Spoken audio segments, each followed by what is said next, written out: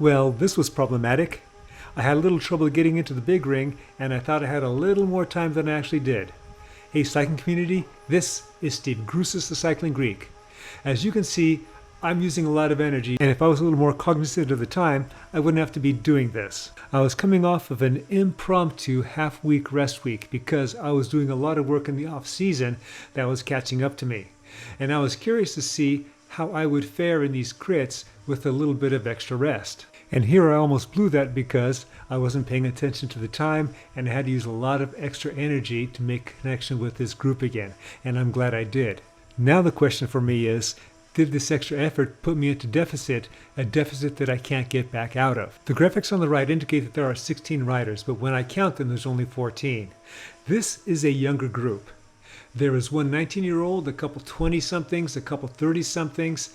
There are about two, maybe three people that haven't declared their age. There's one old guy at 53, but I am by far the oldest at 66. And for the new viewers to this channel, I have been subject to AFib for the last 6 years. The most difficult section of this course for me is the cobbled climb. And as we are headed toward it, I am trying to do whatever I can to recover from the big effort that I made at the very beginning. So here we are now, and I am hoping that everybody just keeps it muted. And that way I can survive with them over the top and then continue to do whatever I can to recover. What the pack does at the top of this climb will give me an idea of the character of this pack. After we hit the top, there were a number of riders that were still drilling it in order to create a break. And of course, we're all chasing after them. That tells me that every lap going up this climb is going to be tough. And not only that, when you get to the top, I have to be prepared to keep on drilling it. And it looks like it's going to be that way all the way from the top of the climb to the beginning of the rollers. And over the rollers, we'll see what's going to happen with that. I'm off the back and I'm trying to connect. There was somebody that was behind me. They're trying to connect to me. If the pack continues to drill it over the rollers, well, then I'm going to have a lot of problems. So I'm basically just holding my head down. As you can see, it's at the picture of my insert in the lower left-hand corner. And I'm just trying to keep a steady, strong pace going on. And apparently that's worked. It also helped me greatly that the pack slowed up over these rollers, which gave me a chance to not only catch up, but maybe just start to get a little bit of a rest. And again, rest is a relative term in this case. So as we are crossing over to start our second lap, all I'm thinking about and hoping for is to get a good power up that'll help me up that climb. And the best one that I can think of is going to be the feather power up. And as a second choice, I'd go for that the tractor one where it smooths out the course. Looks like all I ended up with is the draft power up, and I'll take that. I can use that. What I'm seeing on this lap and what I saw on subsequent laps is that the pack keeps things muted between the start of the lap and the entry into the cobbled climb. Why don't we jump to the start of that climb? I want to position myself toward the front. I have the drafting power up that I started a little bit before the climb because that lasts for a while. And I'm hoping that I stay on people's wheels so that I can take advantage of that power up. And by the looks of it, I lost the advantage. Once I get over the top, I'm probably going to have to drill it just to get on somebody's wheel and not let these guys get away. It looks like they're not putting in the big dig they were before, but it also looks like I'm pretty tired. And if these guys decide to punch it, I'm going to have some trouble getting on their wheels and getting back connected with them. Right now, I'm trying to maintain a steady power so that when I get onto the roller section, that I'll be able to catch up with them, because I have a little more confidence that I do on that section than I do the cobbled climb. Being an old guy, but still being just strong enough to have a forced upgrade into the category Bs, I'm usually able to stay with the main pack for about the first half of the race, and sometime just after the first half I typically get dropped. At that point, I'm going as fast as I can solo, just to minimize the time difference between myself and first place. Or if I'm fortunate enough, there's other people that are dropped with me, and then we work together and have our own little race. Just as I thought, and actually I hoped I would, I reconnected with them on the rollers, and now we're starting the third lap of the race. So we're about 25% done. And again, I am looking for that for a good power up for the next cobbled climb.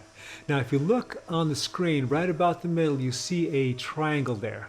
That is the cone of shame. So that basically says that this person is too strong for this category. They should not have been here. And so the software from Zwift puts extra power on them and gives them the cone of shame. And so now they're having to do a lot more work just to stay up with the rest of us. Typically, the cone of shame creates so much drag on that rider that they're dropped. As it turns out, this rider was so strong that they finished only 16 seconds behind the leader. Again, I ended up with the drafting power-up, which I started right before the climb. So I started a little bit later than I did the last time because I wanted to last over the top and over into the smooth section in case these guys drill it. And this time I make sure I had extra power to stay with the pack. And fortunately, the pack decided not to drill it so much up the climb. Let's jump forward toward the end of this lap. I was off the back a bit coming into the rollers, and so I made up that ground. And I can remember thinking that, hey, this is one more lap, and I get to the halfway point of this race. But that I hope that I can at least make it halfway because I'm starting to get pretty tired. So I look up and I see that my power up is now finally a feather power up. So that's going to help me a lot on the climb. So let's jump to the climb. I'm right where I want to be, toward the front, but I have to make sure that I don't soft pedal too much coming into this so that I could keep a lot of power because a lot of these guys are coming into it hot, or at least hotter than I am.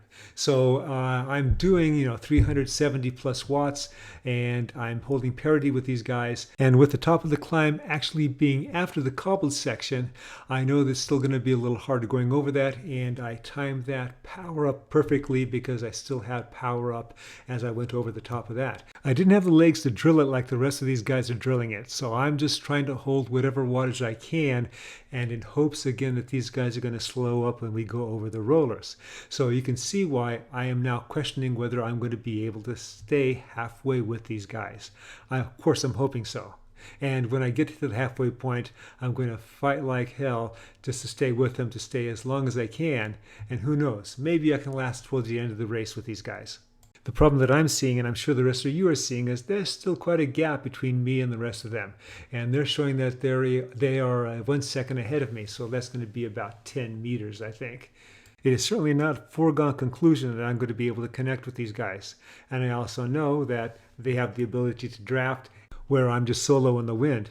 And if you look at my wattage, that it's floating right around 225 to 250. It's jumping around a lot. I'm tired. I'm trying to rest in between, certain surges that I do. Surges to like 275 watts is really not that much. And fortunately, they're all bunched up. So I'm hoping I can make a connection before they decide to pick it up again. I look up at my power up, and now I have a arrow power up. And that presents a choice. Do I use it now? Or do I use it on the climb? Or do I use it after the climb? I also see the cone of shame guy up there. That guy is pretty strong. Jumping ahead to the start of the climb, a few corners ago I was able to make a connection, but I'm dangling at the back. I have my arrow power up, which I haven't initiated yet. I'm still with these guys. They're pretty much bunched up, but there's a couple up there that I think are going to drill it after the top. And at this point, I've started the arrow boost. I just need to get them before we get into the roller section, because if I'm off the back on that, the longer this race goes, that situation puts me more in jeopardy. And I haven't gotten up to them yet, and the arrow boost is gone. So I'm at 230 watts. I'm doing what I can to get up to them. Obviously, I'd do more if I could, but these old legs, they're starting to run out of gas. So while we're seeing if I can actually make a connection here, let's talk about why I needed that half-week rest. I've been working on my flatland strength. Usually I've been doing climbing, and haven't been doing a lot of flatland work, and so my FTP on the flatland has been waning quite a bit. So I focused on the flatland, and so I started off with doing what I call endurance intervals, then I went to tempo work, and then I started doing sweet spot work. And I've had the opportunity because of weather and because of days. There I am connected. And I'm sure that I'm just sucking wind right now. And we are ending the first lap and starting the second lap. So I'm drifting to the front, and even though I drift to the front, I don't want to go off the front, and so I'm dialing back a bit, but I have to be careful not to dial back so much because of the delay in what I'm pedaling and what happens on Zwift, then I'll fall to the back too much. and I'm at the back right now, but I should be okay. And thankfully, I have a feather power up, so that gives me the best chance I can, especially for the situation that I'm in, to get over that cobbled climb. Let's jump to the start of that cobbled climb. So I will activate my my feather up about halfway through this section, so that'll ensure that I get over the top of the section. So now I'm doing what I can to get over there, but you don't see a lot of wattage there right now from me. And you see everyone else is starting to pull away.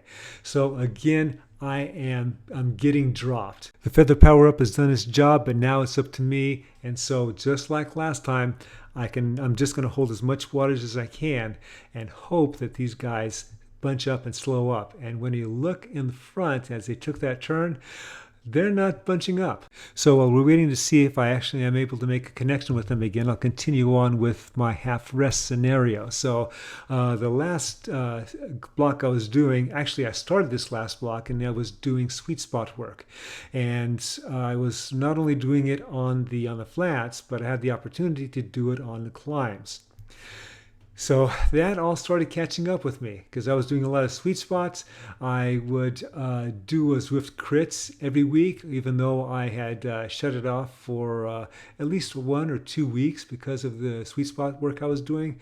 But it was just all too much, and so that's why I had to back off before I wanted to back off and do this rest, and I'm glad I did it. Now, it looks like those guys are way ahead of me, and I can tell you that I am not going to catch up to them. So as I pass this particular start finish line, that's going to mark the 75% mark. And so the point for this race. And so that's going to give me, I'll have another 2 laps to do. So I look around. In other words, I'm looking not only on the map insert in the upper right hand corner, but the graphics on the right. And there's no one else that's dropped with me. It is just me. To help ensure that I'm motivated with these last 2 laps, I make another separate little game of it for me. So I'm going to try and minimize the amount of time between the lead and the time that I come in. So I figure at 2 laps, if I can make it within 90 seconds of those guys, then that'll be a good effort that I put in. So let's jump to the end of the race and see how I actually did. Obviously, during this chase, I have no idea what the time gap is between us. So I'm putting everything I can into it. And right now, it's just not a lot. Even though you're seeing 300 watts there, it wasn't earlier. So as it turns out, I came within 92 seconds. So, just outside of the 90-second goal that I had set. Well, I hope you enjoyed this video and you got something out of it. As always, remember, because it helps this channel, comment, like, subscribe, The Cycling Greek.